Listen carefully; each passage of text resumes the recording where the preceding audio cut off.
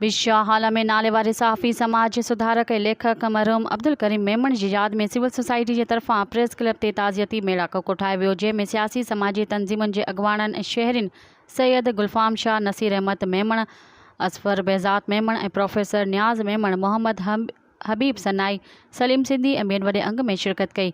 ताज़ियती मेड़ाके में आयल महिमाननि मरहूम अब्दुल करीम मेमण जी कयल ख़िदमतुनि ते खेसि ख़राज तहसीन पेश कंदे चयो त अब्दुल करीम मेमण सहाफ़ी सां गॾु हिकु दीनदार ऐं समाजी अॻुवाण पिणु हो, जंहिं पंहिंजी समूरी ज़िंदगी ग़रीब, मिसकिन ऐं बेपहुच माण्हुनि जी ख़िदमत में गुज़ारी। हुननि चयो त अब्दुल करीम मेमण पंहिंजी ज़िंदगी जे आख़िरी घड़ीअ ताईं सहाफ़त सां लाॻापियल रहियो। संदसि कयल ख़िदमतूं नाक़ाबिले फ़रामोश आहिनि। ताज़ियती मेड़ाके जे आख़िर में मरहूम जे इसाले सवाब लाइ ख़ुसूसी दुआऊं पिणु घुरियूं वयूं।